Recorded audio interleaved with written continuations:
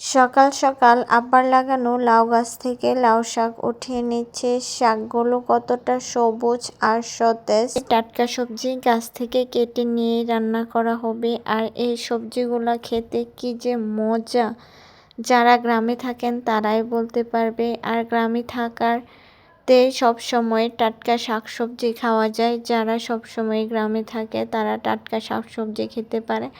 আমি এখানে আম্মার সাথে সকালে গেছিলাম লাউ শাক উঠাইতে।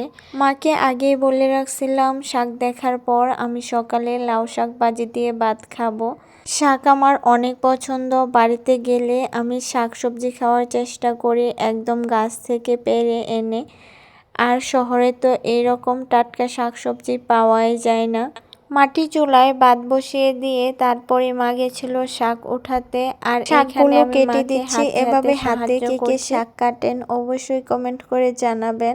মায়ের হাতে হাতে কাজ করে দিতে পারলে নিজের কাছে অনেক ভালো লাগে। এখানে মা আলুও কেটে নিয়েছিল অনেকগুলা, কিন্তু আলুগুলো যে মা দেয়নি এটা মার খেয়াল ছিল না। ওই দিনকা প্রচন্ড শীত ছিল, যার জন্য মা বালতির নিচে আর হাতই দেয়নি।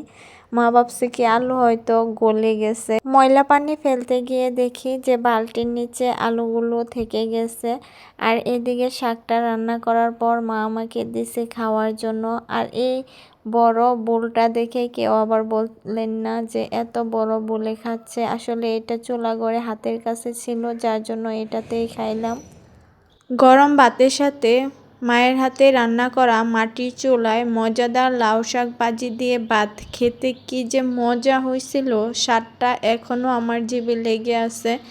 শীতের সকালে মাটির চুলার পাশে বসে মায়ের সাথে খেতে কি যে তৃপ্তি আর আনন্দের, সেটা বলে বোঝানো যাবে না। ধন্যবাদ সবাইকে। আল্লাহ হাফেজ।